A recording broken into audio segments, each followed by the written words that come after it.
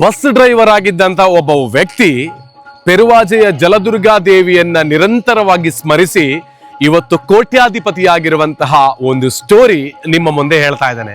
ಒಬ್ಬ ಭಕ್ತ ನಮ್ಮ ಊರಿನವರೇ ಮೊದಲೊಂದು ಬಸ್ಸಿನಲ್ಲಿ ಡ್ರೈವರ್ ಆಗಿ ಇದ್ದುಕೊಂಡು ಒಂದು ಹೂವಿನ ಅಂಗಡಿಯನ್ನು ಹಾಕಿ ತಾಯಿಯ ಸೇವೆಯನ್ನು ಮಾಡ್ತಾ ಬರ್ತಾರೆ. ಈಗ ಒಳ್ಳೆ ಕೋಟ್ಯಾಧಿಪತಿ ಇದ್ದಲೇ ಹೇಳ್ಬೋದು. ಆ ತರದ ತಾಯಿ ಬೆಳೆಸಿದ್ದಾರೆ ಅವರನ್ನು.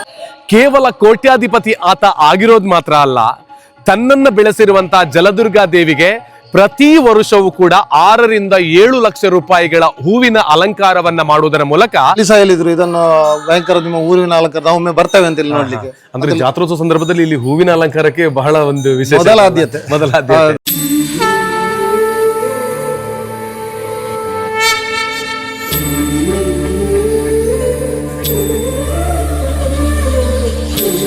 ತಮ್ಮ ತಾಯಿಯ ಒಂದು ಅನುಗ್ರಹ ಎಲ್ಲಿವರೆಗಿದೆ ಅಂತ ಹೇಳಿದ್ರೆ ಬೆಂಗಳೂರಿಂದ ಭಕ್ತರು ಬಂದು ಇಲ್ಲಿ ಹೋಗುವಂತ ಒಂದು ವ್ಯವಸ್ಥೆಯನ್ನು ಆ ತಾಯಿ ಸಂಕಲ್ಪ ಮಾಡಿದ್ದಾರೆ ಹೊರತು ನಾವು ಮನುಷ್ಯರು ಏನು ಮಾಡಲಿಲ್ಲ. ಪ್ರತಿ ವರ್ಷ ಒಂದು 6 ರಿಂದ 7 ಲಕ್ಷ ರೂಪಾಯಿ ಹೂವಿನ ಅಲಂಕಾರವನ್ನು ತಾಯಿಯ ಸೇವೆಯಲ್ಲಿ ತೊಡಗಿಸಿಕೊಳ್ತಾರೆ.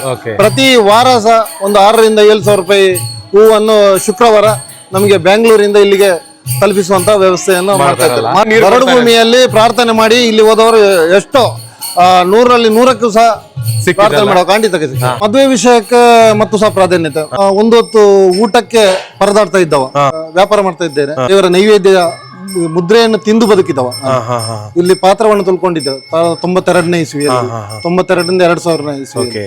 ಇಲ್ಲಿ ನಾವು ನಮ್ಮ ಅರ್ಚಕರು ನಮಗೆ ಊಟವನ್ನು ಹಾಕ್ತಿದ್ರು ರಾತ್ರಿ, ಅದನ್ನು ತಿಂದುಕೊಂಡು ನಾವು ಬದುಕುತ್ತಾ ಇದ್ದೇವೆ ಒಂದು ಪರಿಸ್ಥಿತಿಯಲ್ಲಿ. ಈಗ ನಮ್ಮನ್ನು ಇಲ್ಲಿ ಈ ದೇವಸ್ಥಾನಕ್ಕೆ ನನ್ನನ್ನು ಅಧ್ಯಕ್ಷ ಮಾಡಿದ್ದಾರೆ ಅವರು. ಜಲದುರ್ಗಾ ಪರಮೇಶ್ವರಿಯ ಸಂಕಲ್ಪದಲ್ಲಿ ದೇವರ ಪ್ರತಿಷ್ಠೆ ಇರುವಂಥದ್ದು. ಆ ದೇವರು ಜಲದುರ್ಗೆಯಾಗಿ ಇಲ್ಲಿ ಅದು ಸಾಕ್ಷಾತ್ತಾಗಿ ಪ್ರಕೃತಿಯಲ್ಲಿ ಇಲ್ಲಿ ನಮಗೆ ನೋಡಲಿಕ್ಕೆ ಸಿಗುವ ಹಾಗೆ ನೀರಿನ ವಿಷಯಕ್ಕೆ ಇಲ್ಲಿ ಮುಖ್ಯವಾದಂತಹ ಪ್ರಾಧಾನ್ಯ. ಎಲ್ರಿ ನಮಸ್ಕಾರ, ನಾನು ವಿಜಯ ವಿಖ್ಯಾತ್. ಇವತ್ತು ನಾನಿರೋದು ಬೆಳ್ಳಾರೆಯಿಂದ 3 ಕಿಲೋಮೀಟರ್ ದೂರದಲ್ಲಿರುವಂತಹ ಪೆರುವಾಜೆಯ ಜಲದುರ್ಗಾ ದೇವಿ ದೇವಸ್ಥಾನದಲ್ಲಿ. ಇಲ್ಲೊಬ್ಬ ಭಕ್ತನ ಬೇಡಿಕೆಗೆ, ಭಕ್ತನ ಒಂದು ಪ್ರಾರ್ಥನೆಗೆ ಇಲ್ಲಿರುವಂತಹ ಜಲದುರ್ಗಾ ದೇವಿ ಯಾವ ರೀತಿಯಲ್ಲಿ ಒಲಿದುಕೊಂಡಿದ್ದಾರೆ ಅಂತ ಹೇಳುವಂತದ್ರ ಬಗ್ಗೆ ಇವತ್ತಿನ ವಿಡಿಯೋದಲ್ಲಿ ನಿಮಗೆ ತಿಳಿಸ್ಲಿಕ್ಕೆ ಬಂದಿದ್ದೇನೆ. ಕೇವಲ ಒಬ್ಬ ಬಸ್ ಡ್ರೈವರ್ ಆಗಿದ್ದಂತಹ ವ್ಯಕ್ತಿ ನಿರಂತರವಾಗಿ ಜಲದುರ್ಗಾ ದೇವಿಯನ್ನ ಸ್ಮರಿಸ್ತಾ, ಬೇಡ್ತಾ, ಪ್ರಾರ್ಥನೆಯನ್ನ ಮಾಡ್ತಾ ದೇಗುಲಕ್ಕೆ ಬಂದು ತನ್ನದೇ ಆಗಿರುವಂತಹ ವಿಶೇಷವಾದ ಪ್ರಾರ್ಥನೆಯನ್ನು ಸಲ್ಲಿಸಿಕೊಂಡಿದ್ದಂತಹ ಸಂದರ್ಭದಲ್ಲಿ ಮುಂದೊಂದು ದಿನ ಆ ಒಬ್ಬ ವ್ಯಕ್ತಿ ಕೋಟ್ಯಾಧಿಪತಿಯಾಗಿರುವಂತಹ ಒಂದು ದೊಡ್ಡ ವಿಶೇಷವಾದಂತಹ ಒಂದು ಉದಾಹರಣೆ ನಮ್ಮ ಕಣ್ಣ ಮುಂದೆ ಇದೆ. ಅದೆಲ್ಲದಕ್ಕೂ ಕೂಡ ಕಾರಣ ಜಲದುರ್ಗಾ ದೇವಿ ಅಂತ ಹೇಳೋದು.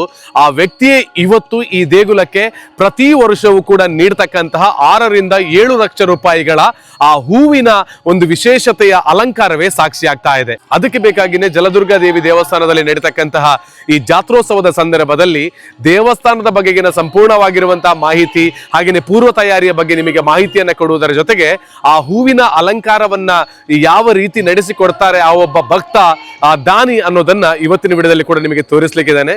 ನಿಜವಾಗ್ಲೂ ನೀವು ಗಮನಿಸಿಕೊಳ್ಳಬೇಕು, ನಮ್ಮ ಊರಿನಲ್ಲಿ, ನಮ್ಮ ಜೀವನದಲ್ಲಿ ಏನೇ ಕಷ್ಟಗಳಿದ್ರು ಕೂಡ ಒಮ್ಮೆ ಪೆರುವಾಜೆಯ ಜಲದುರ್ಗಾ ದೇವಿ ದೇವಸ್ಥಾನಕ್ಕೆ ಬಂದು ಬೇಡಿಕೊಂಡದ್ದೇ ಆದಲ್ಲಿ ಭಕ್ತಿಯಿಂದ ಆ ತಾಯಿ ಖಂಡಿತವಾಗ್ಲೂ ನಮ್ಮ ಕಷ್ಟವನ್ನ ದೂರಗೊಳಿಸಿ ಸುಖದ ಜೀವನವನ್ನ ಕೊಡ್ತಾರೆ ಅಂತ ಹೇಳೋದಕ್ಕೆ ಇಲ್ಲಿಂದ ಬೆಳಗಿರುವಂತಹ ಸಾಕಷ್ಟು ಮಂದಿ ವ್ಯಕ್ತಿಗಳೇ ಇವತ್ತು ಕಾರಣಕರ್ತರಾಗಿದ್ದಾರೆ. ಹಾಗೇನೆ ನಮ್ಮ ಊರಿನಲ್ಲಿ, ನಮ್ಮ ಭೂಮಿಯಲ್ಲಿ ನೀರು ಇಲ್ಲ ಅಂತ ಹೇಳಿದ್ರೆ ಜಲದುರ್ಗಾ ದೇವಿಯನ್ನ ಬೇಡಿದ್ರೆ ಜಲವನ್ನ ಕೊಡ್ತಾರೆ.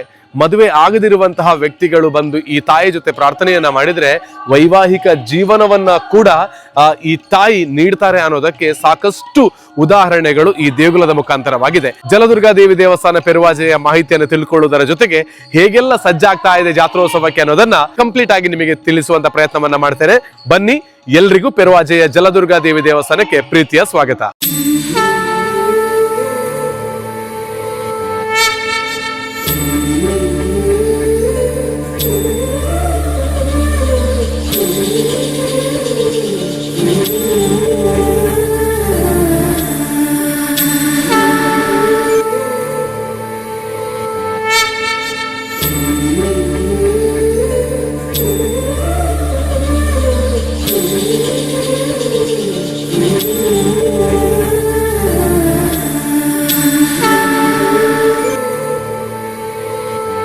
ಜಾತ್ರೋತ್ಸವ ಪೆರುವಾಜೆಯಲ್ಲಿ ಪ್ರಾರಂಭವಾಗಿದೆ. ಹೂವಿನ ಅಲಂಕಾರ ಕೂಡ ಪ್ರಾರಂಭ ಆಗಿದೆ. ಕೇವಲ 30% ಮಾತ್ರ ಅಲಂಕಾರಗಳು ಇವಾಗ ರೆಡಿ ಆಗ್ತಾ ಇದೆ. ಇನ್ನಷ್ಟು ಹೂವಿನ ಅಲಂಕಾರಗಳ ಸಂಪೂರ್ಣವಾಗಿರುವಂಥ ಕೆಲಸ ಕಾರ್ಯಗಳು ನಡಿಬೇಕಾಗಿದೆ.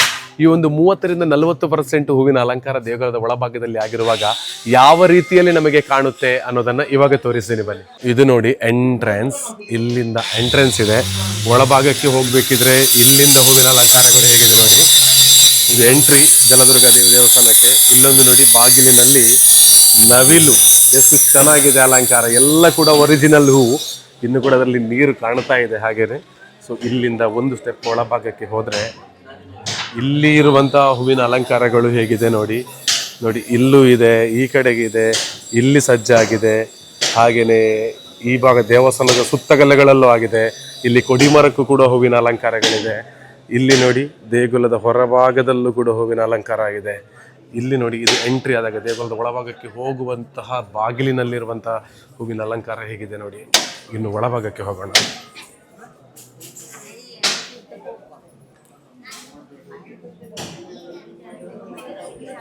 ನೋಡಿ ಇದು ಸಂಪೂರ್ಣವಾಗಿ ಒಳಭಾಗದಲ್ಲಿ ಇನ್ನೂ ಕೂಡ ರೆಡಿ ಆಗಲಿಕ್ಕೆ ಇರ್ತಕ್ಕಂತಹದ್ದು ಸಾಕಷ್ಟಿದೆ.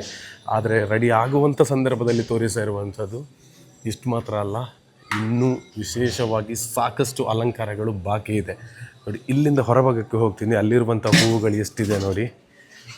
ಇಲ್ಲಿ ನೋಡಿ, ಇಲ್ಲಿ ಉಂಡೆ ಉಂಡೆ ಹೂವುಗಳು ಎಲ್ಲ ರೆಡಿ ಇದೆ.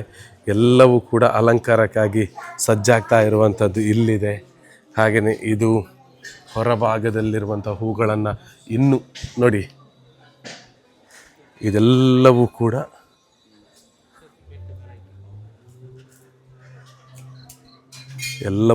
ಇದು ಮತ್ತೆ ಇನ್ನೂ ಅದನ್ನು ಸೆಟ್ ಮಾಡಲಿಕ್ಕಿದೆ, ಅಲಂಕಾರಗಳು ಪ್ರಾರಂಭ ಆಗಲಿಕ್ಕಿದೆ.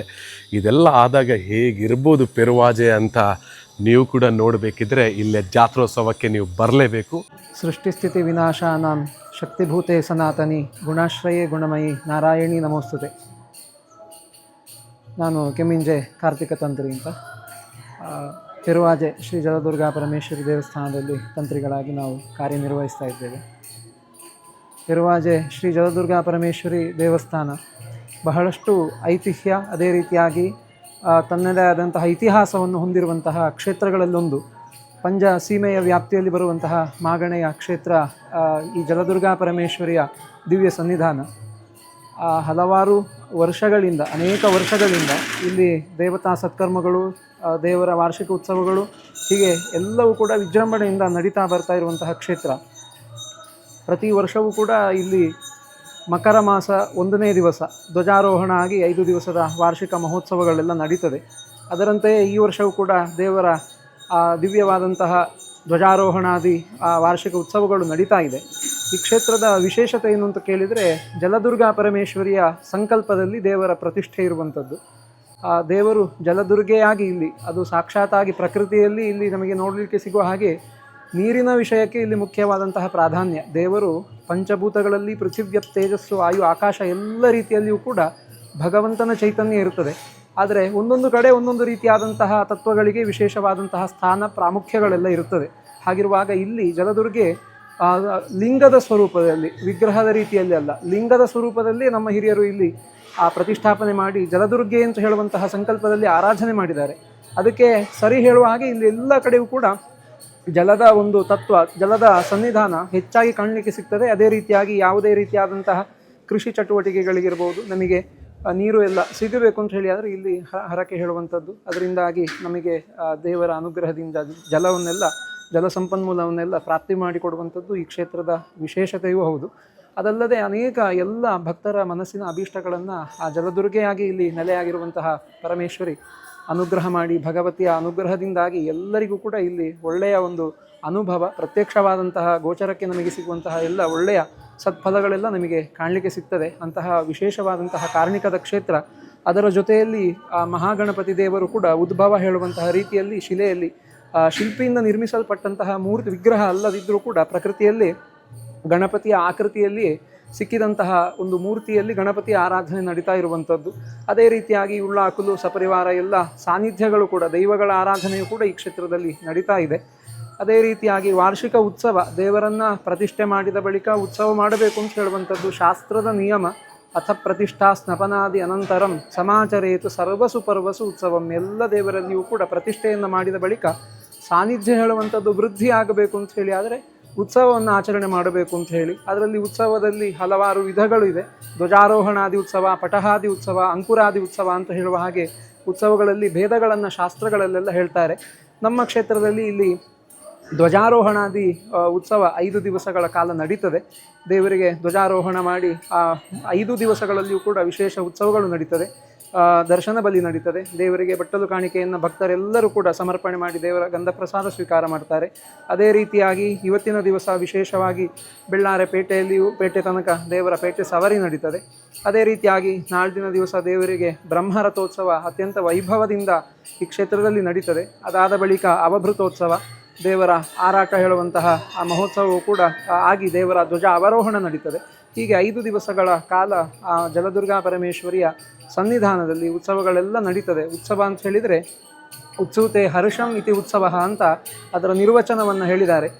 ಎಲ್ಲರಲ್ಲಿಯೂ ಕೂಡ ಒಂದು ಹರ್ಷದ ಸಂತೋಷದ ವಾತಾವರಣವನ್ನು ಉಂಟು ಮಾಡುವಂಥದ್ದು ಉತ್ಸವ ಅಂತ ಹೇಳಿ. ಹಾಗಿರುವಾಗ ಆ ಜಲದುರ್ಗಾ ಪರಮೇಶ್ವರಿ ಗರ್ಭಗುಡಿಯ ಒಳಗೆ ಆ ಲಿಂಗ ಸ್ವರೂಪದಲ್ಲಿದ್ದರೂ ಕೂಡ ವರ್ಷಕ್ಕೆ 1 ಬಾರಿ ದೇವರು ಆ ಎಲ್ಲ ತನ್ನ ಭಕ್ತ ಜನರನ್ನು ನೋಡಬೇಕು, ಅವರಿಗೆ ಎಲ್ಲರಿಗೂ ಕೂಡ ಅನುಗ್ರಹ ಮಾಡಬೇಕು ಅಂತ ಹೇಳುವಂತಹ ಇಚ್ಛೆಯಿಂದ ದೇವೇ ಸ್ವಭಕ್ತ ಜನತ ಅನುಜಿಗೃಕ್ಷಯ ಸದಾಕಾಲ ಅನುಗ್ರಹ ಮಾಡಬೇಕು ಅಂತ ಹೇಳುವಂತಹ ಇಚ್ಛೆ ಉಳ್ಳವಳಾಗಿ 5 ದಿವಸ ವಿಶೇಷವಾದಂತಹ ದರ್ಶನ ನಮಗೆಲ್ಲರಿಗೂ ಕೂಡ ಮಹಾತಾಯಿಯ ದಿವ್ಯ ಸನ್ನಿಧಾನದಲ್ಲಿ ಪ್ರಾಪ್ತಿಯಾಗ್ತದೆ. ಆ ಎಲ್ಲರಿಗೂ ಕೂಡ ಆ ಒಂದು ಸಂದರ್ಭದಲ್ಲಿ ಉಂಟಾಗುವಂತಹ ಸಂತೋಷ, ಆ ಮಹಾತಾಯಿಯ ಅನುಗ್ರಹಕ್ಕೆ ಪ್ರಾಪ್ತಿಯಾಗುವಂತಹ ಒಂದು ಸಂದರ್ಭ, ಇದು ಉತ್ಸವದ ಒಂದು ವಿಶೇಷತೆ ಆಗಿದೆ. ಹಾಗಿರುವಾಗ ಧ್ವಜಾರೋಹಣಾದಿ ಉತ್ಸವ ಅಂತ ಹೇಳಿದರೆ ಅದರಲ್ಲಿ ಮತ್ತಷ್ಟು ವಿಶೇಷವಾದಂತಹ ಒಂದು ಪ್ರಭೇದ ಉತ್ಸವದ್ದು. ಧ್ವಜಾರೋಹಣ ಮಾಡುವ ಮುಖಾಂತರ ಆ ಧ್ವಜ ನಭೋಮಂಡಲದಲ್ಲಿ ಸಂಚರಿಸುವಂತಹ ಎಲ್ಲ ದೇವತೆಗಳಿಗೂ ಕೂಡ ಈ ಕ್ಷೇತ್ರದಲ್ಲಿ ಉತ್ಸವ ನಡೀತದೆ ಅಂತ ಹೇಳುವಂತಹ ಸೂಚನೆಯನ್ನು ಕೊಡುತ್ತದೆ. ಅದರಿಂದಾಗಿ ದೇವಾನುದೇವತೆಗಳು ಕೂಡ ಈ ಉತ್ಸವದ ಸಂದರ್ಭದಲ್ಲಿ ಈ ಕ್ಷೇತ್ರದಲ್ಲಿ ಸನ್ನಿಹಿತರಾಗಿರ್ತಾರೆ ಅಂತ ಹೇಳುವಂತಹ ಹಿನ್ನೆಲೆ.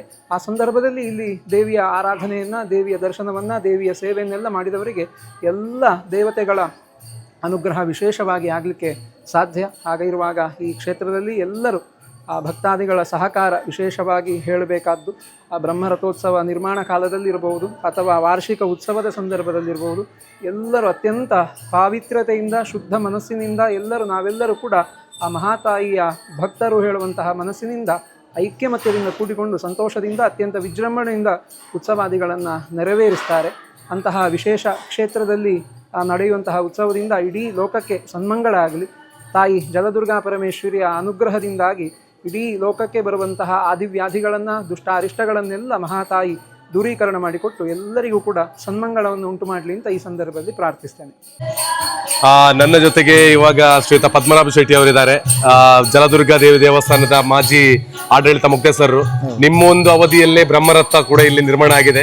ಅದು ತಾಯಿಯ ಒಂದು ಆಶೀರ್ವಾದ, ಊರವರ ಒಂದು ಆಶೀರ್ವಾದ. ಇವಾಗ ಜಾತ್ರೋತ್ಸವ ಸಂಭ್ರಮದಲ್ಲಿದೆ. ಯಾವ ರೀತಿ ಅಲಂಕಾರಗೊಂಡಿರುವಂತಹ ದೇವಿಯ ದೇವಸ್ಥಾನವನ್ನು ಪರಿಚಯ ಮಾಡ್ತೀರಿ ಅಂತ? ಕೊಡಿಮರ. ಓಕೆ. ಇದು 2016ರಲ್ಲಿ ಜೀರ್ಣೋದ್ಧಾರ ಆಗಿ ಬ್ರಹ್ಮಕಲಶ ಆಗಿದೆ. ಅದು ಅವಾಗ ಈ ಕೊಡಿಮರ ಇತ್ತು, ಮೊದಲು ಇಲ್ಲ ಆಯ್ತು, ಕೊಡಿಮರ ಆಯ್ತು. 1500 ವರ್ಷಗಳ ಇತಿಹಾಸವಿದೆ ಈ ದೇವಸ್ಥಾನ. 1500 ವರ್ಷ ಇತಿಹಾಸ. ಮಾಂಗಲ್ಯದ ವಿಷಯವಾಗಿ ಇಲ್ಲಿ ದೇವರಿಗೆ ಬಂದು ಮದುವೆ ಆಗದವರು ಬಂದು ಇಲ್ಲಿ ಪ್ರಾರ್ಥನೆ ಮಾಡಿದ್ರೆ ಮಾಂಗಲ್ಯ ಭಾಗ್ಯವನ್ನು ಕರುಣಿಸಿದ್ರೆ 12 ದಿವಸದ ಪ್ರಸಾದ ಉಂಟು. ಇಲ್ಲಿ ಒಂದು ಸ್ವಯಂವರ ಪೂಜೆ ಅಂತೇಳಿ ಉಂಟು, ಸ್ವಯಂವರ ಪಾರ್ವತಿ ಪೂಜೆ ಅಂತೇಳಿ. ಅದನ್ನು ಮಾಡಿಸಿದ್ರೆ ಅದು ಸಹ 100% ಇಲ್ಲಿ ಇದು ಎರಡೇ ಇದಕ್ಕೆ ನೀರಿದ್ದು ಮತ್ತು ಇದಕ್ಕೆ ಬಾರಿ ಫೇಮಸ್. ಇಲ್ಲಿ ಮಂಗಳೂರಿಗೆ ಹೋದಾಗ ನನ್ನ ಹತ್ರ ಹೇಳಿದ್ರು ಜಾತ್ರೆಗೆ ನಿಮ್ಮ ಹೂವಿನ ಅಲಂಕಾರವನ್ನು ನೋಡ್ಬೇಕೊಮ್ಮೆ, ಅದು ಬಾರಿ ವಿಶೇಷ ಅಂತೇಳಿ.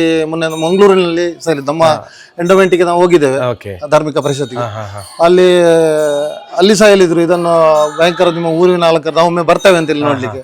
ಒಬ್ಬರು ಭಕ್ತರು ಅವರ ಊರಿನ ದೇವಸ್ಥಾನ, ಅವರ ಊರಿನ ಒಂದು ತಾಯಿಯ ಒಂದು ಕಾರಣಿಕ ಕ್ಷೇತ್ರವನ್ನು ಅವರು ಇಟ್ಟುಕೊಂಡು, ಅವರು ಆ ಬೆಳೆದ ಹಾದಿಯನ್ನು ಇಟ್ಟುಕೊಂಡು ಈ ದೇವಸ್ಥಾನವನ್ನು ಮರೆಯಲಿಲ್ಲ. ಅದು ಪ್ರಾಮುಖ್ಯತೆ.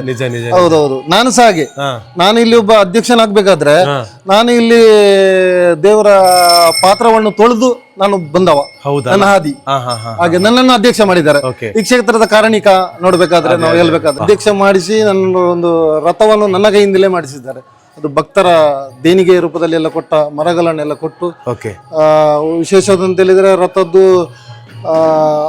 ಎಲ್ಲ ಕಡೆಯಲ್ಲಿ ಒಬ್ಬರು ಕೋಟ್ಯಾಧಿಪತಿಗಳು ಒಂದು ರಥವನ್ನು ಕೊಡ್ತಾರೆ. ನಾವು ಹಾಗೆಲ್ಲ ಇಲ್ಲಿ ಕೋಟೇಶ್ವರದವರನ್ನು ಕಲ್ತೊಬ್ಬರು ಹರೀಶಾಚಾರ್ಯ ಬೋಳಿಯಾರ್ ಅಂತೇಳಿ ರಥವನ್ನು ಮಾಡುವ ಪರಿಣಾತರು, ಅವರನ್ನು ಇಲ್ಲಿ ಕರೆಸಿ ಇಲ್ಲೇ ರಥವನ್ನು ಮಾಡಿದ್ದು ಇಲ್ಲೇ ಮಾಡಿದ್ದು ಅಂತ ಹೇಳಿದ್ರೆ ಭಕ್ತರ ಮನೆ ಎಲ್ಲ ಮರಗಳು ಇಲ್ಲಿ ಉಂಟು. ಓಹೋ, ಅಂದ್ರೆ ನಂಬಿದಂತ ಭಕ್ತರನ್ನ ಯಾವತ್ತು ಕೈ ಬಿಡೋದು? ಖಂಡಿತ ಬಿಡುದಿಲ್ಲ. ಅದಕ್ಕೆ 100ಕ್ಕೆ 100 ಉದಾಹರಣೆಗಳು ಬೇಕಾದಷ್ಟು ಇದೆ. ಓಕೆ, ಇಲ್ಲಿ ಜಲದುರ್ಗ ದೇವಿಯನ್ನು ನೋಡಬಹುದು. ಖಂಡಿತ. ಅದರ ಬಲಭಾಗದಲ್ಲಿ ಇದು ಯಾವಾಗ? ಇದು ಗಣಪತಿ ದೇವರು, ಉದ್ಭವ ಗಣಪತಿ. ಉದ್ಭವ ಗಣಪತಿ, ಉದ್ಭವ ಜಲದುರ್ಗ ಅಂತ ಹೇಳಿದ್ರೆ ಇಲ್ಲಿ ದೇವರಮಾರು ಅಂತ ಹೇಳುವ ಪ್ಲೇಸ್ ಒಂದು ಇದೆ, ಇಲ್ಲಿ 1 ಕಿಲೋಮೀಟರ್ ಸರಿ. ಅಲ್ಲಿ ಒಬ್ಬ ಅಜ್ಜ ಮತ್ತು ಅವರ ಅಜ್ಜ ಪುಳ್ಳಿ 2 ಜನ ನರೆಯನ್ನು ಅಗಿತಾ ಇದ್ರು. ಅಗಿತಾ ಇರ್ಬೇಕಾದ್ರೆ ಅಲ್ಲಿ ಹಾಲು ಬಂತು. ಅವಾಗ ಅಜ್ಜನ ಹತ್ರ, ಈ ಪುಳ್ಳಿ ಅಜ್ಜನ ಹತ್ರ ಕೇಳಿತು, ಪೇರಜ್ಜ ಅಂತ ಹೇಳಿ. ಆವಾಗ ಇಲ್ಲಿಗೆ ಪೇರಜ್ಜ ಅಂತೇಳಿ ಪೆರಜ್ಜ ಅಂತೇಳಿ ಬಂತು. ಆಮೇಲೆ ಪೆರ್ವಾಜಿ ಅಂತೇಳಿ ಆಯ್ತು. ಅಲ್ಲಿ ಋಷಿಮುನಿಗಳ ತಪಸ್ಸಿನಿಂದಾಗಿ ಇಲ್ಲಿ ಗಣಪತಿ ಅಲ್ಲ ಅಂದ್ರೆ ಉದ್ಭವ ಗಣಪತಿ. ಹೌದೌದು. 2016ರಲ್ಲಿ ಬ್ರಹ್ಮಕಲಶ ಆಗುವಾಗ ಇದೆಲ್ಲ ಜೀರ್ಣೋದ್ಧಾರ ಆಯ್ತು. ಇನ್ನು ವಾಪಸ್ 2028ರಲ್ಲಿ 12 ವರ್ಷ ಆಗ್ತದೆ.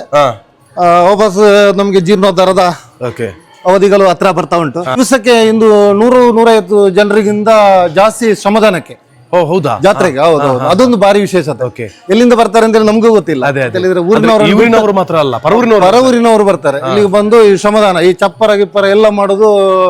ಊರಿನ ಯಾವುದೇ ಇದಕ್ಕೆ ಸಂಭವನೆ ಇಲ್ಲ ಅಂತ ಹೇಳಿದ್ರೆ ಎಲ್ಲ ಭಕ್ತಾದಿಗಳು ಬಂದು ಸೇವೆಯನ್ನೇ ಮಾಡ್ತಾ ಇರುವಂತ ಒಂದು ಸೇವೆ ಅಂತ ಹೇಳ್ಬೋದು. ಅದು ಸಹ ಒಂದು ಅವರದ್ದು ಒಂದು ಸೇವೆ. ಹೌದು. ಆದ್ರೆ ಜಲದುರ್ಗ ದೇವಿ ದೇವಸ್ಥಾನದಲ್ಲಿ ಬಂದು ಶ್ರಮದಾನ ಮಾಡಿದ್ರೆ ಅವ್ರ ಜೀವನಕ್ಕೆ ಒಂದು ಶಕ್ತಿಯನ್ನು ಕೊಡ್ತಾರೆ. ಖಂಡಿತ 100ಕ್ಕೆ 100. ಅದಕ್ಕೆ ನಾವು ಯಾವುದೇ ಡೌಟೇ ಇಲ್ಲ. ಈಗ ದೇವಸ್ಥಾನದ ಒಳಭಾಗದಲ್ಲೆಲ್ಲ ತೋರಿಸಾಯ್ತು. ಹೊರಭಾಗದಲ್ಲಿ ನಾನು ರಸ್ತೆ ಉದ್ದಕ್ಕೂ ರಂಗೋಲಿ ನೋಡಿದೆ. ಅದೇನು ವಿಶೇಷತೆ? ಅದರದ್ದೊಂದು ವಿಶೇಷ. ಅಲ್ಲಿ ಹೋಗಿ ಮಾತಾಡೋಣ. ಖಂಡಿತ. ಈಗ ಬೇಕಾದ್ರೆ ಅಲ್ಲಿ 2 ಫೀಟ್ ಅಲ್ಲಿ ನಾವು ಒಂದು ಗುಂಡಿಯನ್ನು ತೋಡಿದ್ರೆ ಅಲ್ಲಿ ನೀರು. ಹೌದಾ? ಅದು ಮಾರ್ಚ್ ಏಪ್ರಿಲ್ ಅಲ್ಲಿ ನೋಡಿದ್ರು ಅದೇ. ಈಗ ನಮ್ಮ ಬಾವಿಯಲ್ಲಿ ಒಳಗಡೆ, ಕ್ಷೇತ್ರದ ಒಳಗಡೆ ಇರುವ ಬಾವಿಯಲ್ಲಿ ಅಲ್ಲಿ 3 ಫೀಟ್ ಅಲ್ಲಿ 2-3 ಫೀಟ್ ಅಲ್ಲಿ ನೀರುಂಟು. ಅಂದ್ರೆ ಊರಿನವರೆಷ್ಟು ಪುಣ್ಯವಂತ. ಅದೇ ಜಲದುರ್ಗ ಅಲ್ವಾ? ಅದೇ ಜಲದುರ್ಗಕ್ಕೆ ಮೊದಲ ಪ್ರಾಧಾನ್ಯತೆ ಅದೇ. ಹಾಗೆ ಬ್ರಹ್ಮರಸೋತ್ಸವ ಮಾಡುವಾಗ ಇದು ನಮ್ಮ ಇಲ್ಲಿಯ ಭಕ್ತಾದಿಗಳ ಒಂದು ಕಾನ್ಸೆಪ್ಟ್ ಅಂತ ಹೇಳಿದ್ರೆ, ಈ ರಂಗೋಲಿ ಹಾಕಿ ಇದರಲ್ಲಿ ಭಜನೆ 54 ಟೀಮ್ ಬಿಟ್ಟು ಭಜನೆ ಉಂಟು ಏಕಕಾಲದಲ್ಲಿ. ರಥವನ್ನು ಎಳೆಯುವುದಕ್ಕಿಂತ ಮುಂಚೆ 1 ಗಂಟೆ ಮುಂಚೆ ಇಲ್ಲಿ ಭಜನೆ ನಡೀಲಿಕ್ಕೆ 54-700 ಜನರು ಇರ್ತಾರೆ. 54 ಟೀಮ್ ಅದು ಏಕಕಾಲದಲ್ಲಿ ಭಜನೆ ನಡೀತಾರೆ. ಆ ಡಿಸೈನ್ ಉಂಟಲ್ಲ ಎಲ್ಲ ಮೆಷಿನ್ ಅಲ್ಲಿ ಮಾಡ್ತಾರೆ. ಇದು ಎಲ್ಲ ಇಲ್ಲಿಯವರೇ ಮತ್ತೊಂದು ವಿಶೇಷ ಅಂತ ಹೇಳಿದ್ರೆ, ಈ ಕೆತ್ತನೆ ಕೆಲಸ ಮಾಡಿದವರು ಈ ಪೆರ್ವಾಜಿ ಅವರೇ. ಹೌದಾ? ವಿಶ್ವಕರ್ಮರು ಇಲ್ಲಿ ತುಂಬಾ ಮಂದಿ ಇದ್ದಾರೆ.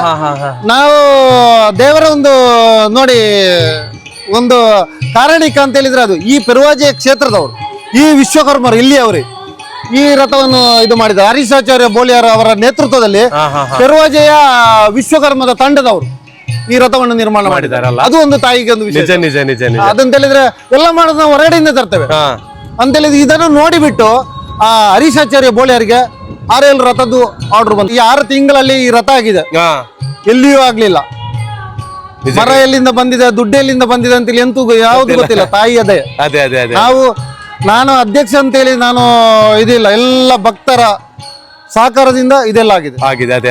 ಎಲ್ಲ ಪೈಂಟಿನ ಅಂಗಡಿಯವರು 100 ಲೀಟರ್ 50 ಲೀಟರ್ ಈಗ ಪೈಂಟ್ ಡೊನೇಷನ್ ಎಲ್ಲ ಡೊನೇಷನ್ ಕೊಟ್ಟು ನಮ್ಮ ಭಕ್ತರು ಇದನ್ನು ರಾತ್ರಿ 3 ಗಂಟೆ 4 ಗಂಟೆವರೆಗೆ ರಂಗೋಲಿ ಬಿಡಿಸಿದ್ದಾರೆ. ಖಂಡಿತ.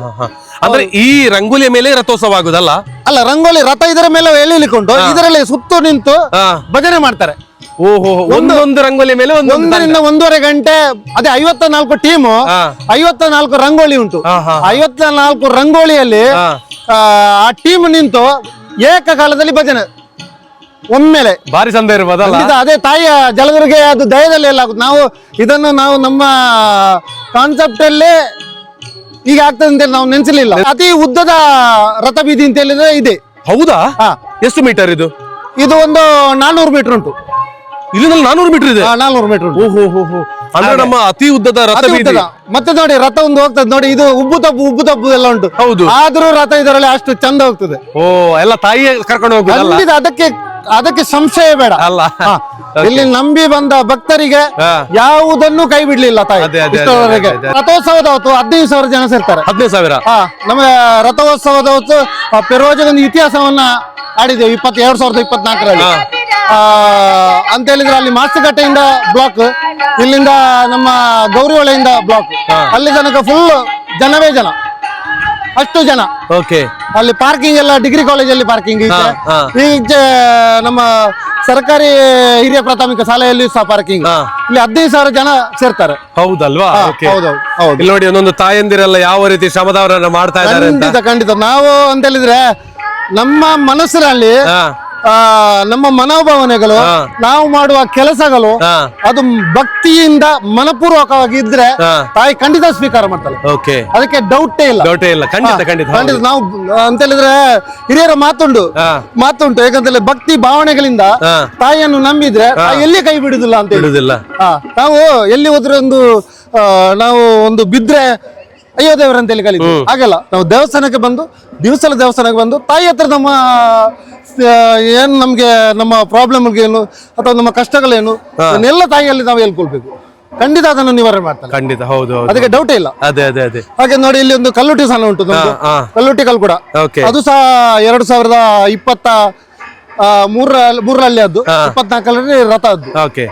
2023ಕ್ಕೆ ಅದನ್ನು ಪುನರ್ ಪ್ರತಿಷ್ಠೆ ಆಗಿ ರಕ್ಷಣೆ ಮಾಡುವಂತದ್ದು ಕಲ್ಲುಟಿ ಕಲ್ ಕೂಡ. ಅದು ಇದರ ಮೇಲಿನ ಮೇಲ್ಚಾವಣಿ, ಮತ್ತೆ ಇಲ್ಲಿ ಪಾಕಶಾಲೆ, ಮತ್ತೆ ಪ್ರತಿ ಸಂಕ್ರಮಣ ಅಗಿಲ್ ಸೇವೆ ಉಂಟು. ಸರಿ. ಒಂದು 50-60 ಅಗಿಲುಗಳು ಸೇವೆ ನಡೀತಾ ಇರ್ತದೆ. 21ಕ್ಕೆ ಕಲ್ಲುಟಿ ಕಲ್ ಕೂಡ ಕೋಳ ನಡೆದ್ರೆ ಅಲ್ಲಿಗೆ ಜಾತ್ರೋತ್ಸವ ಸಂಪನ್ನ ಆಯಿತು. ಹಾಗೆ ಕಲ್ಲುಟಿ ಕಲ್ ಕೂಡ ನೋಡಿ, ಎಲ್ಲ ಕಲ್ಲಿನ ಕೆತ್ತನೆಯಿಂದಲೇ ಮಾಡ್ತಾ ಇದ್ದಾರೆ. ಹೌದು ಹೌದು ಹೌದು ಹೌದು. ಹಾಗೆ 23/16ಕ್ಕೆ ಬೆಳಿಗ್ಗೆ ಪ್ರತಿಷ್ಠೆ ಆದ ದಿನ 2023. ಹೌದೌದು. ಇಲ್ಲಿ ಕೂಡ ಒಂದು ಬಾವಿ ಇದೆ. ಹೌದೌದು. ಅಂದ್ರೆ ಇಲ್ಲಿ ಬೇಕೆ ಅಲ್ವಾ? ಬಾವಿ ತೆಗೆದ್ರು ಅದು ಕಲ್ಲುಟಿ ಕಲ್ ಕೂಡ ನೀರಿಗೆ. ಜನವರಿ 16ರಿಂದ ಧ್ವಜಾರೋಹಣ. 16 ಧ್ವಜಾರೋಹಣ ಆಗಿ ಅದು ಬಲಿ ನಡೀತದೆ. 17 ಪೇಟೆ ಸವಾರಿ, 18 ದರ್ಶನ ಬಲಿ, 19 ರಥೋತ್ಸವ, 20ಕ್ಕೆ 19ಕ್ಕೆ ಒಂದು ವಿಶೇಷತೆ ಶಯನೋತ್ಸವಕ್ಕೆ ಒಂದು ಮಲ್ಲಿಗೆ ಸೇವೆಯನ್ನು ಮಾಡುದು. ಕಳೆದ ಸರಿ 600-700 ಭಕ್ತಾದಿಗಳು ಮಲ್ಲಿಗೆಯನ್ನು ಕೊಟ್ಟು ಶಯನೋತ್ಸವ ಅಂತ ತಾಯಿಯನ್ನು ಮಲ್ಲಿಗೆಯಲ್ಲಿ ಮಲಗಿಸಿ ಭಾರಿ ವಿಶೇಷ. ಅದು ಸಹ ಈ ಸಾರಿ ನಾವು ಒಂದು 1,000 ಆದ್ರೂ ರೀಚ್ ಆಗ್ಬೇಕು ಅಂತೇಳಿ ನಮ್ದು ಇದು ಉಂಟು. ಖಂಡಿತ ಅದು ಸಕ್ಸಸ್ ಆಗ್ತದೆ ಅಂತೇಳಿ ನಮ್ದು ಇದು ನಂಬಿಕೆ. ಶಯನೋತ್ಸವಕ್ಕೆ ಮಲ್ಲಿಗೆ 19ಕ್ಕೆ ಅದು ರಥೋತ್ಸವ ಆಗಿ ಶಯನೋತ್ಸವ ಆಗ್ತದೆ. ಮತ್ತೆ ಅವೃತ ಸ್ನಾನ ಆಗ್ತದೆ, ಮತ್ತೆ ಧ್ವಜಾರೋಹಣ ಆಗ್ತದೆ 20ಕ್ಕೆ. ಈ ರೀತಿ ಜಾತ್ರೋತ್ಸವ ನಡೀತದೆ.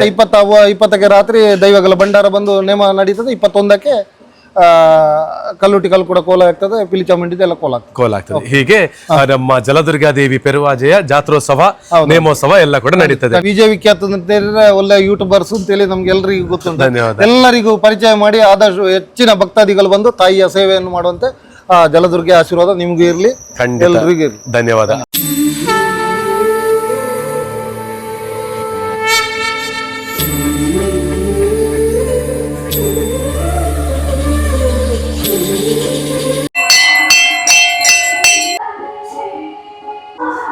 ಪ್ರೀತಮ್ ರೈ ಅವರು ನಮ್ಮ ಜೊತೆಗಿದ್ದಾರೆ. ಸುಮಾರು ಸಾವಿರಾರು ಭಕ್ತರು ಸೇರ್ತಕ್ಕಂಥ ಜಲದುರ್ಗ ದೇವಿ ದೇವಸ್ಥಾನದ ಜಾತ್ರೋತ್ಸವ ಪ್ರಾರಂಭ ಆಗಿದೆ. ಇಲ್ಲಿ ಭೋಜನ ಶಾಲೆಯ ವ್ಯವಸ್ಥೆ ಎಲ್ಲ ತಾವು ಹಾಗೆಯೇ ತಮ್ಮ ತಂಡದವರು ನೋಡಿಕೊಳ್ತಾ ಇದ್ದಾರೆ.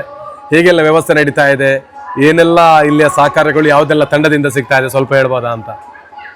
16ನೇ ತಾರೀಕಿನಿಂದ ನಮ್ಮ ಜಲದುರ್ಗ ದೇವಿಯ ಜಾತ್ರೋತ್ಸವ ಪ್ರಾರಂಭ ಆಗ್ತದೆ. ನಾವಿಲ್ಲಿ ಅವರು ಇವರಂತೆ ಅಲ್ಲ, ಎಲ್ಲರೂ ನಾವು ಸ್ವಯಂ ಸೇವಕರೇ. ನಾವಿಲ್ಲಿ ಅದನ್ನು ಮಾಡು ಇದನ್ನು ಮಾಡು ಅಂತ ನಾವು ಯಾರಿಗೆ ಹೇಳಲಿಕ್ಕಿಲ್ಲ. ಯಾಕಂದರೆ ಅವರು ಎಲ್ಲರೂ ಸ್ವ ಇಚ್ಛೆಯಿಂದ ಬಂದು ತಮ್ಮ ತಾಯಿಯ ಸೇವೆಯನ್ನು ಮಾಡುವಂಥವ್ರೆ. ನಾವು ಪ್ರತಿ ದಿವಸ ಒಂದೊಂದು ತಂಡವನ್ನು ನೇಮಕ ಮಾಡ್ತೇವೆ. ತರಕಾರಿ ಹಚ್ಚಲಿಕ್ಕೆ, ಪಾತ್ರೆ ತೊಳಿಲಿಕ್ಕೆ, ಕ್ಲೀನ್ ಮಾಡಲಿಕ್ಕೆಲ್ಲ ಒಂದೊಂದು ತಂಡದವ್ರು ಬರ್ತಾರೆ. ಸುಮಾರು 30-40 ಜನ ಸಹ ಒಂದೊಂದು ತಂಡದಿಂದ ಬರ್ತಾರೆ. ನಮಗೆ ಯಾವುದೇ ರೀತಿಯ ತೊಂದರೆ ಆಗದಾಗೆ ಎಲ್ಲರೂ ಬಂದು ತಾಯಿಯ ಸೇವೆಯನ್ನು ಮಾಡ್ತಾ ಹೋಗ್ತಾ ಇರ್ತಾರೆ. ಅದೇ ರೀತಿ ನಿನ್ನೆಯ ದಿವಸ ನಮಗೆ ಒಂದು ಬೆಂಗಳೂರಿಂದ ಶ್ರೀಯುತ ನಳಿನ್ ಕುಮಾರ್ ಕಟೀಲ್ ಅವರ ಒಂದು ನೇತೃತ್ವದಲ್ಲಿ ಬೆಂಗಳೂರಿನ ಒಂದು ಯುವ ಉದ್ಯಮಿ ಸುಮಾರು 5 ಟನ್ ಅಂದರೆ ಒಂದು 5,000 kg ತರಕಾರಿಯನ್ನು ಇಡೀ ಜಾತ್ರೋತ್ಸವಕ್ಕೆ ಎಷ್ಟು ಬೇಕಾಗ್ತದೆ ಅಷ್ಟೆಲ್ಲ ತರಕಾರಿಯನ್ನು ಒಬ್ಬ ಯುವ ಉದ್ಯಮಿ ಬೆಂಗಳೂರಿನವರು ಬಂದು ಸ್ವತಃ ಅವರೇ ಒಂದು ಗಾಡಿಯಲ್ಲಿ ತಂದು ಇಲ್ಲಿ ಹಾಕಿ ಹೋಗಿದ್ದಾರೆ. ಮತ್ತೆ ಹೇಳಿದ್ದಾರೆ, ಇನ್ನು ನಿಮಗೆ ಜಾತ್ರೋತ್ಸವಕ್ಕೆ ಏನಾದರೂ ಕಡಿಮೆ ಆದರೆ ನಾನು ಹಾಕ್ತೇನೆ ಅಂತ ಎನ್ನುವಂಥ ಭರವಸೆಯನ್ನು ಕೊಟ್ಟಿದ್ದಾರೆ. ಎಲ್ಲವೂ ತಾಯಿಯ ಒಂದು ಆಶೀರ್ವಾದದಲ್ಲಿ ಆಗ್ತಾ ಇದೆ. ಕರೆಕ್ಟ್. ಹಾಗೆ ಇಲ್ಲಿರುವಂತ ಸ್ವಯಂ ಸೇವಕರು ಕೂಡ ಈಗ ಯಾವುದಕ್ಕೆ ಬೆಳಿಗ್ಗೆದಕ್ಕ ಮಧ್ಯಾಹ್ನದಕ್ಕ ರಾತ್ರಿ ಇವರು ಬೆಳಿಗ್ಗೆಯಿಂದ ಬಂದ್ರೆ ಇವತ್ತು 3 ಗಂಟೆವರೆಗೆ ಇವರು ಇರ್ತಾರೆ. ಅಂದ್ರೆ ಇವತ್ತಿನ ತರಕಾರಿ ಹಚ್ಚೋದಂದ್ರೆ ರಾತ್ರಿ ಊಟಕ್ಕೆ ತರಕಾರಿ ಹಚ್ಚೋದೆಲ್ಲ ಇವರೇ. ಇನ್ನು 3 ಗಂಟೆಯಿಂದ 4 ಗಂಟೆಗೆ ಬರ್ತಾರೆ. ಅವರು ನಾಳಿನ ಮಧ್ಯಾಹ್ನದ ಊಟದ ವ್ಯವಸ್ಥೆಗೆ ಎಲ್ಲ ತರಕಾರಿ ಹಚ್ಚುವಂತ ಕೆಲಸವನ್ನೆಲ್ಲ ಇನ್ನು 4 ಗಂಟೆ ಬರುವಂತ ಸ್ವಯಂ ಸೇವಕರು ಮಾಡ್ತಾರೆ. ಇವರೆಲ್ಲ ನೋಡಿ ಒಂದು ಕೆಲಸವನ್ನು ಹೇಳಿದರೆ ಅದನ್ನ ಅಚ್ಚುಕಟ್ಟಾಗಿ ಯಾವ ರೀತಿಯ ಯಾವುದೇ ತೊಂದರೆ ಆಗದ ಹಾಗೆ ಬಹಳಷ್ಟು ಒಂದು ಕ್ಲೀನ್ ಆಗಿ ಎಲ್ಲ ಮಾಡುವಂತ ವ್ಯವಸ್ಥೆಯನ್ನು ಎಲ್ಲ ಸ್ವಯಂ ಸೇವಕರು ಮಾಡ್ತಾ ಇದ್ದಾರೆ. ಇವರು ಜ್ಞಾನದೀಪದ ಸಂಸ್ಥೆ, ಬೆಳ್ಳಾರಿ ಒಂದು ಪ್ರತಿಷ್ಠಿತ ಒಂದು ವಿದ್ಯಾಸಂಸ್ಥೆ ಜ್ಞಾನದೀಪ, ಅದರೆಲ್ಲ ಒಂದು ವಿದ್ಯಾರ್ಥಿಗಳಿದ್ದಾರೆ, ಟೀಚರ್ಸ್ ಇದ್ದಾರೆ, ಎಲ್ಲರಿದ್ದಾರೆ. ಇವರೆಲ್ಲ ಬಂದು ಪ್ರತಿ ವರ್ಷವೂ ಅವರೇ ಕೇಳ್ತಾರೆ ಯಾವಾಗ ಬರ್ಬೇಕು ಅಂತ, ಬಂದು ಅವರು ಸೇವೆಯನ್ನು ಮಾಡಿ ಹೋಗ್ತಾರೆ. ಅದೇ ರೀತಿ ಇವರು ಮುಕ್ಕೂರಿನಲ್ಲಿ ಇತ್ತೀಚೆಗೆ ಮಹಿಳಾ ಮಂಡಲ, ವೈಷ್ಣವಿ ಮಹಿಳಾ ಮಂಡಲ ಅಂತ ಇತ್ತೀಚೆಗೆ ಅಷ್ಟೇ ಒಂದು ಪ್ರಾರಂಭವಾದ ಒಂದು ಸಂಸ್ಥೆ. ಇವರು ಬಂದು ಸುಮಾರು ಒಂದು 20 ಮಂದಿ ಅಷ್ಟು ನಮಗೆ ಇವತ್ತು ಸ್ವಯಂ ಸೇವಕರಾಗಿ ಬಂದಿದ್ದಾರೆ. ಇವರು ಈ ವರ್ಷ ಪ್ರಾರಂಭದಿಂದ ಬರ್ತಾ ಇದ್ದಾರೆ ಆದ್ರೂ ಒಂದು ತಂಡವಾಗಿ ಬಂದು ಈ ವರ್ಷ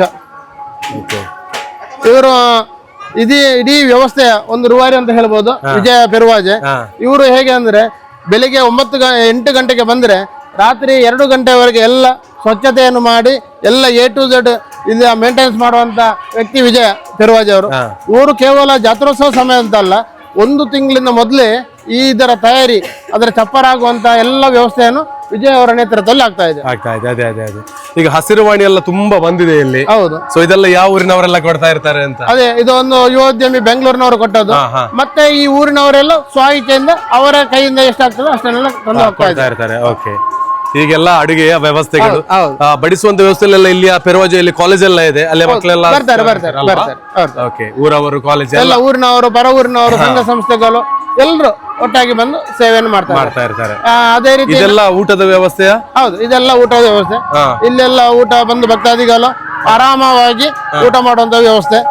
ಅದೇ ರೀತಿ ನಾಳೆಯ ದಿವಸ ದರ್ಶನ ಬಲಿ ಇದೆ. ಸುಮಾರು ಒಂದು 3 ಇಂದ 4 ಸಾವಿರದವರೆಗೆ ಜನ ಊಟ ಮಾಡ್ತಾರೆ. ಅದೇ ರೀತಿ ನಾಳೆ 19ನೇ ತಾರೀಕಿಗೆ ರಥೋತ್ಸವ ಇದೆ. ಅಂದಾಜು ಒಂದು 8 ರಿಂದ 10 ಸಾವಿರ ಜನ ಭಕ್ತಾದಿಗಳು ಬರ್ತಾರೆ. ಎಲ್ರಿಗೂ ಯಾವುದೇ ರೀತಿಯ ತೊಂದರೆ ಆಗದ ಹಾಗೆ 2 ಕಡೆಯಲ್ಲಿ ನಾವು ಊಟದ ವ್ಯವಸ್ಥೆಯನ್ನು ಮಾಡ್ತೇವೆ. ಒಂದು ಇದು ಹಾಲ್ ಆದರೆ ನೆಕ್ಸ್ಟ್ ಆ ಕಡೆಯಿಂದ ಹಾಲ್ ಇದೆ, ಅದು 19ನೇ ತಾರೀಕಿಗೆ ನಾವೆಲ್ಲ ಊಟದ ವ್ಯವಸ್ಥೆಯನ್ನು ಮಾಡ್ತಾ ಇದ್ದೇವೆ. ಓಕೆ, ಎಸ್, ಬಹಳ ಚೆನ್ನಾಗಿರುವಂತ ಮಾಹಿತಿ ಕೊಟ್ಟಿದ್ದೀರಿ. ನಿಮಗೂ ಧನ್ಯವಾದ. ಆ ತಾಯಿ ಆಶೀರ್ವಾದ ಸದಾ ಕಾಲ ಇರಲಿ sir. Thank you so much. ಧನ್ಯವಾದ.